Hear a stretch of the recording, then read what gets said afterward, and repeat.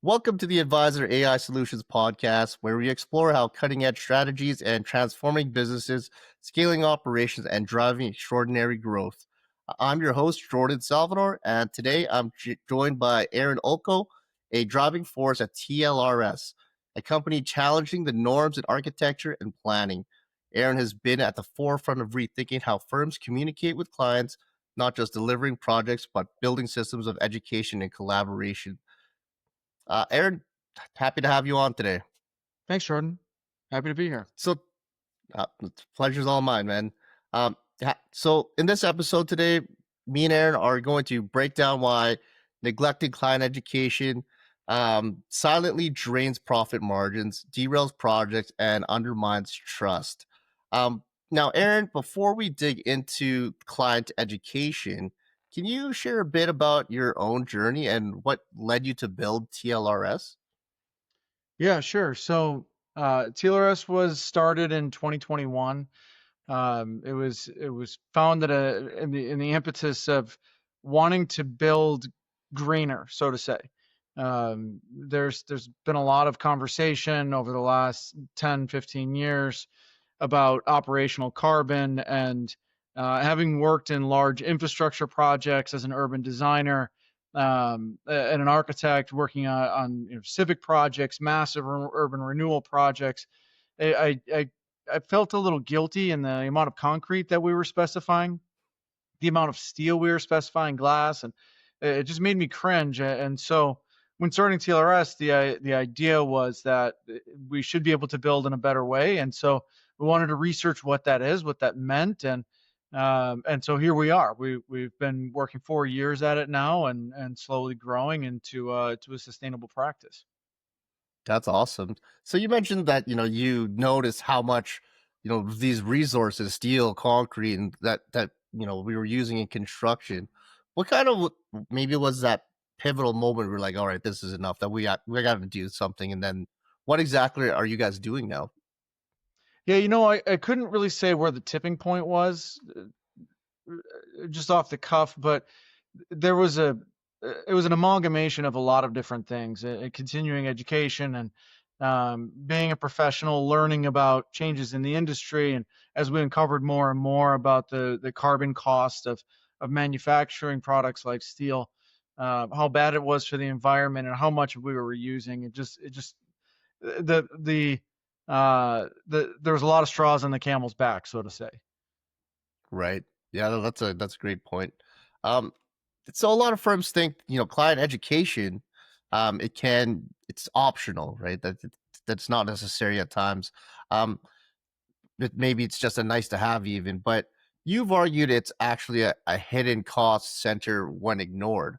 Can you unpack what you meant by that? Yeah, so if let me try and frame it this way. Construction is very complicated, and not every client is sophisticated in how it works. Everything from the way that a project can be contracted to the way that it's actually built, to the materials that are used that go into it.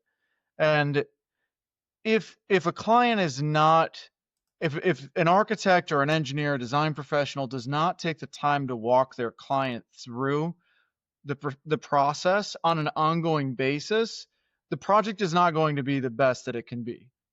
Period. And we see this with residential clients. We even see it with municipal clients and commercial clients. It varies across the board. It's not everyone has the sophistication of a real estate developer who may have trained architects on staff, or a real estate developer who may be an architect themselves, or an engineer, or has a deep level of experience in the industry. And so everything from onboarding the client to and understanding what to expect with their contractual agreement, with the services being provided, to the different phases of the design process. But then it goes even deeper than that when we start talking about the types of materials, that are used, the types of systems that are used. An example would be a project that we have in Altadena right now. It's a fire rebuild from the Eaton fire from earlier this year, and it's a wonderful client who has has been very patient and learning about the process, where it's more than just developing a program for this client and developing a set of drawings for them, but it's about the system that we're going to use for the structure of the home, and spending time getting to know the vendor and the properties of the materials, the finishes of the material of the home, the wood flooring and where it's sourced from, and how we can find ways to reduce the embodied carbon in the flooring, things like that. So I hope that answers your question, Jordan. It's a lot to a lot of layers to the onion to peel there. No, that makes a lot of sense. Especially when you said that you're absolutely right. How it can be challenging, especially when you're not dealing with the same sophistication or, um, you know, yeah, with clients not being quite up to speed to be able to deliver exactly what you intend for them to be. Yeah, absolutely. Yeah, I think to directly answer your question, the biggest hidden cost with a lack of client education is that the project is just not going to be the best that it can be. Architectural services are expensive. Engineering services are expensive, regardless of the project type or the product type. The construction of a building is complicated and costly, um, financially and in terms of time, and it carries a lot of risk associated with it. There's a significant value proposition that goes along with constructing a building, and if the client is not educated on the best possible way to build it and to design it, then that value may be lost. Both, say, for a single family home, the quality of living for the occupant, for the homeowner, may be reduced. It's not the best that it could be, and the value of that property, the resale value of that property, could be diminished because it's not designed in the best possible way for the budget that the client has. Right. So it's kind of like if you were to have a foundation of sand and you ignore that education piece and you build it on top of it, many fine cracks will start to appear as you progress. That's a good metaphor. Yeah. Okay. Um, so Aaron, some leaders assume client education slows things down, Mhm. or maybe even risks overwhelming the client.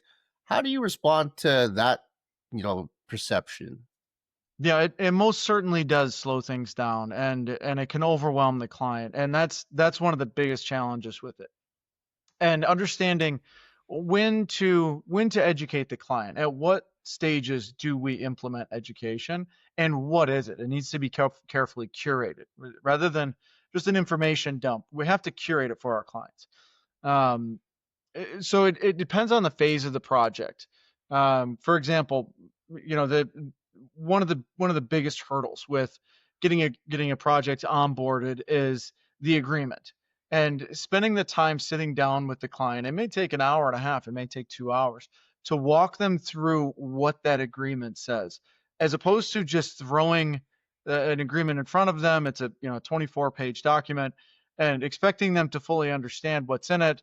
You're not going to get the best results, because if they don't understand what the responsibilities of the owner and the architect are from that agreement, then there's going to be communication challenges later on. And this is an initial example, but framing the project through the initial interaction by talking about what the consultation will be, what the contract will be, what the scope of work will be, and taking your time to develop that rather than rushing into the project is highly important. Some clients, they want things done really quickly, and they're not as concerned about the education, and that's unfortunate. That we can't always educate everyone who's not willing to be educated. But when our clients work with us, that's something that we try to do. Right. I'm sure that must work, very much so case by case, with a degree of hand holding for some clients. But that must, yeah, like you said, that must, slow things down quite a bit. Mhm. Um, what would you say the best advice to other firms that are having to go through these setbacks, perhaps? What would be the best way to kind of progress that process? Yeah, that's a good question. I think weaving it into your agenda, weaving it into it could be weekly or bi-weekly, whatever your cadence is of communicating with your client, when you prepare the plans for them, when you prepare the plans to show them, review them and consider angles and opportunities to educate within that presentation, right? So, an example of the same client that we have in Altadena, we begin every meeting with a topic of conversation pertaining to the structural system. Lately, it's been the wood finishes. We're sourcing the wood from a local lumber mill. The trees are locally sourced from the San Gabriel Mountains here in Los Angeles, and from the Altadena area where the Eaton fire had damaged quite a few trees, various eucalyptus trees and ponderosa pines. And those trees are still good. The outside is charred, and they've been cut down, and they can be milled into usable wood. And at the beginning of every meeting, we just have that as an agenda item, and we spend 5-10 minutes talking about it. We bring the vendor in. We set up meetings to go meet that vendor and allow him to talk about what he does best and educate the client. So another example is we have a meeting next week with a client for a facility. We're doing a locker room facility for this client, and it's a renovation project, but it's a bit complicated. And so we reached out to the vendor. The vendor said, "Hey, we have this other facility nearby that we just completed. Would you be interested in touring this facility?" And the answer is absolutely yes. We would take the time out to go and do that because it's educational for the client to understand what it is that they want, and it's time well spent. Right. No, I really like how you frame that. Being able to systematize in intervals, slowly educate, and then build it into your process along the entire, start to finish, rather than having a client, drinking out of Air host, a yeah, to inundate clients with technical information, and it won't get us very far. It's not. I personally don't see it as the best value and the best way to teach or engage by just dumping something on someone. It's better when it's a conversation. right. I couldn't agree more. Okay, so Aaron, if we were looking, say, 5 to 10 years ahead, how do you see client education evolving in architecture and planning? Yeah, I think uh, the manifestation of AI tools becoming more ubiquitous in society is really going to catalyze that. Um, we see it now where clients will go and research particular, say installation and instructions for certain types of components, and they come back and they sound like the tradesperson. They may even be more educated than us, and that's outstanding. That's excellent. Um, Using AI to create a hyper informational resource for clients is critical, but also when using that, steering them in the right direction and engaging them on a level that is more conversational rather than having a client go off and research a variety of different things that may or may not be relevant to the project. Taking the information that they have gone and gotten on their own and weaving that into the project and providing additional information that they may go, if they have the ambition to go research that on their own. Right. Okay. Have you guys, as a firm at TLRS, have you guys implemented many automations or the integration of AI into your systems or processes? Yeah, we do a pretty good amount of research, and we use AI for that research. We have it write reports for us. We constantly ask it. We dive deeper and deeper. We constantly ask it for refined information. Let's take it another level. Let's take it another level. Let's take it another level. So yes, absolutely. We use it quite a bit. We're trying to find ways to use it more. Los Angeles Department of Building and Safety is using a an artificial intelligence review process for plans that they're beta testing right now. So having things like that internally in the near future, hopefully it's not too far in the future. If we can have resources internally where we can do We can do zoning and planning check on plans to make sure we're in conformance, so that we don't have issues with the planning department when we submit. Uh, with the building code, um, planning or building and safety plan check. If we can do those types of processes through AI in house, then it may open the opportunity where we'd be willing to do self certification of plans for certain projects, which is becoming more popular. City of LA has just announced, actually it's been a few months now, a pilot program for self certification for fire rebuilds. I think a lot of that would be contingent on the use of AI, but also on the AI working properly to provide accurate results. Right. That sounds like, once, it's not a matter of if, it's a matter of when for sure. Right. But Definitely. when that does happen, I think it's going to be a huge game changer for Mhm. sure. Um, okay, so tell me, Aaron, as far as growing TLRS as a company, what's the biggest bottleneck or or hurdle you guys are facing right now? And how might you guys be tackling that? Yeah, I think labor is always an issue. Building a strong team is it's always a challenge. We have to find the right people, but also dividing and conquering the work. If there are things that can be handled by AI, definitely that's something that we want to continue to integrate. But we don't ever want to lose the human touch. The company is based on the idea that we design within the context, and we design with the earth and the context surrounding us, and part of that is human touch. So we never want to lose that, but if there are ways to streamline the work and find efficiencies as we continue to evolve as a practice by using AI, then that is something that we're definitely looking into and looking forward to. Right. No, that makes a lot of sense, and you're definitely not alone there. Um, what project right now might you guys be most excited about, or perhaps proud of?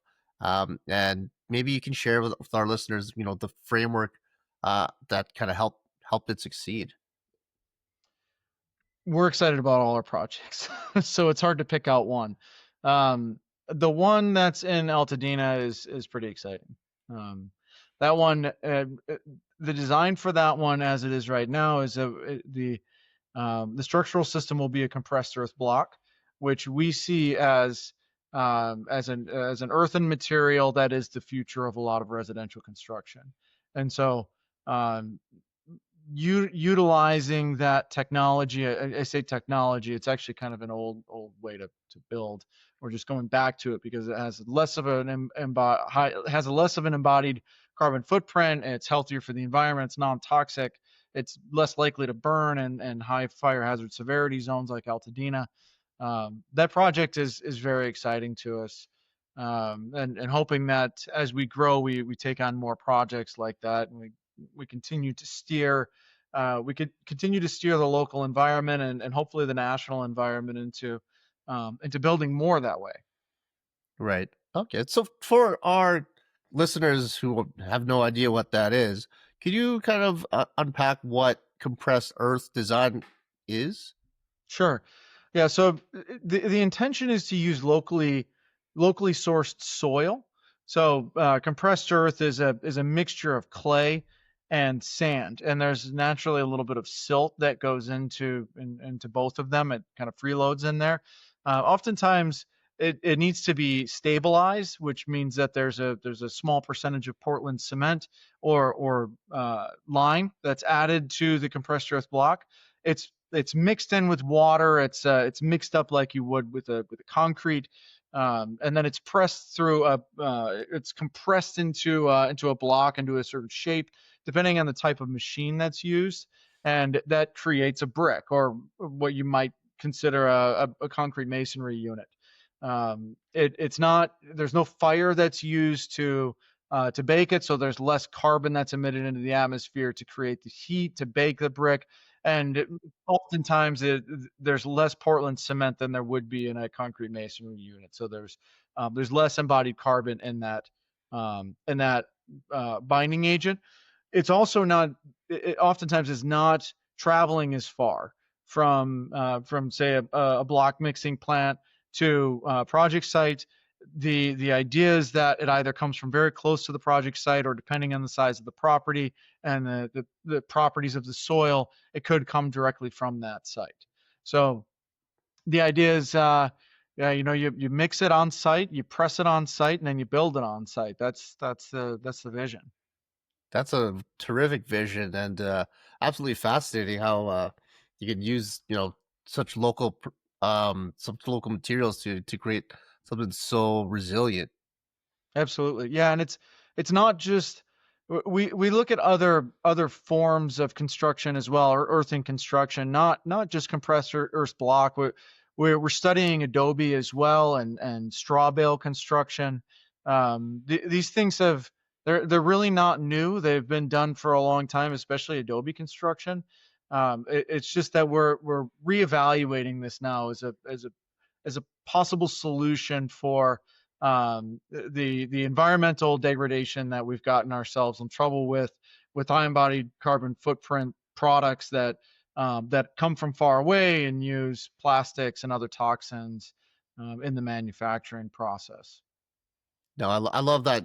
The goal to reverse some of the degradation as you spoke of. There's definitely a long ways to come, but being able to use more sustainable materials, I think, is going to make a big difference in the long run if we're able to scale it up in a massive way. Absolutely. Yeah. And we see a lot of, on the residential scale, we see a lot of clients who are very interested and using this type of material. One of the client education procedures that we have to do up front is helping them understand the permitting process. It's not as easy to permit these types of materials. Right, right. Okay. So, Aaron, in the next, say, 5 to 10 years, beyond trends, what major disruptions do you see in the industry as far as architecture and planning? Yeah, as far as architecture and planning, do you see upcoming? I want to try and be optimistic here. There's a lot of doomsday scenarios that are floating around, and I read recently in a Reid Hoffman book that 35%, only 35% of Americans are optimistic about the implementation of AI and the future that it holds for the United States. And I like to be a little bit more optimistic than that. um, using AI as a driver uh, to increase the quality of our work, to increase the capacity of our abilities to learn, and the speed at which we can understand things, and the speed at which we can get things done is a dream. It sounds wonderful. Um, One thing I'm concerned about, I'm trying to be optimistic here, but one thing I am concerned about is younger architects coming out of school. They may not know how to design in a more traditional way, and instead they may be controlling AI as their primary objective, or their primary skill set. And I'm curious how that will integrate into a more traditional architecture practice. When we're talking 10 years out, I'm kind of a sci-fi geek, so I envision virtual reality and virtual worlds like the metaverse. Being a graduate of the Southern California Institute of Architecture, where we designed for sci-fi scenarios a lot when I was in school, and the possibility that there could be a virtual world where a traditional architecture practice that builds in the physical world um, may be very different than an architecture practice that builds in the metaverse or in the virtual world.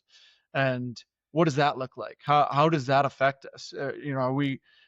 When Meta first announced the metaverse, there was an investment by Adidas, if I remember correctly, to test the possibilities of having a remote workforce that met in virtual conference rooms or virtual offices in the metaverse. Is that realistic? Is that our future? Is that where we're going towards? And signs seem to point to it with the evolution of virtual reality and AI. But shifting back into the real world, the implementation of robots There are several robotic arms that are laying masonry at a commercial scale now, and how does that interact with products like compressed earth blocks and Adobe? Um, how quickly can we get buildings built based on that? We have massive housing shortages, and wildfires are becoming more and more prevalent. So we need to build in a more fire resilient way.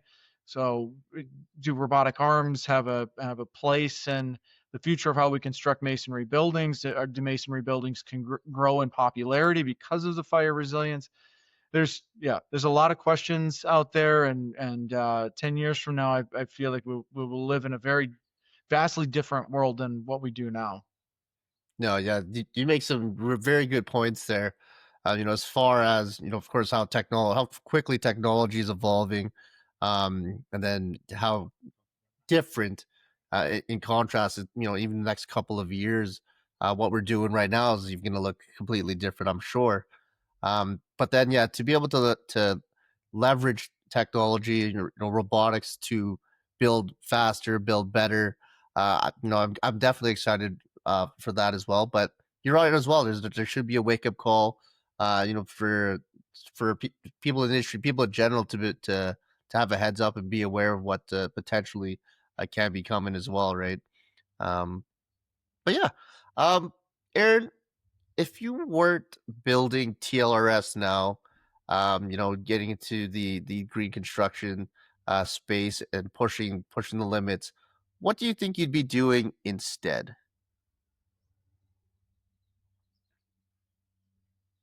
That's a good question. I don't know. I love what I do. I love being an architect. I love being a practice lead. I love being an entrepreneur. So, um, if I wasn't building TLRS, I probably would be building something else. Um, yeah, it could be another business. It could be a brand. It could be a house. It could be a building. I may be working with someone else. Who knows? Hard to say. I love it, man. We were meant to build. Indeed. Indeed. Awesome. Okay, so Aaron, before we wrap up here, just want to give you an opportunity.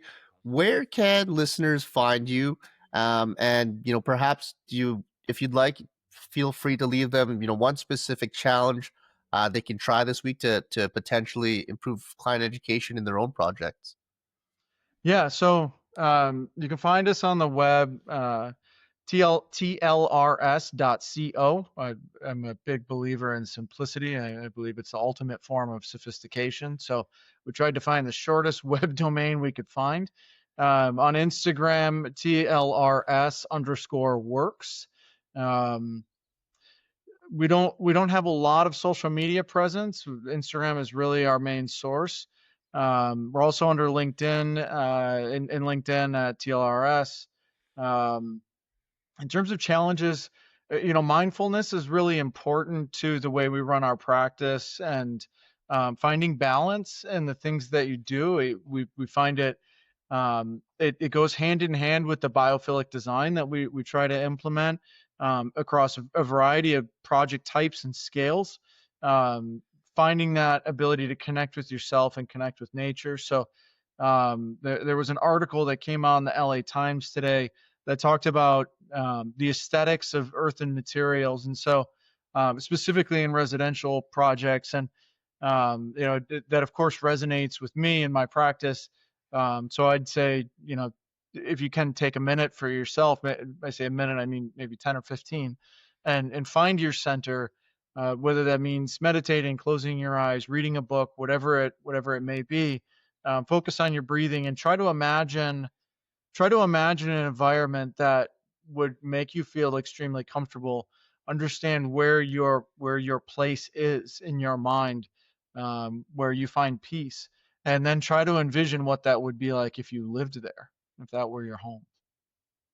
Aaron, that's a beautiful challenge, and I hope our listeners really take that to home.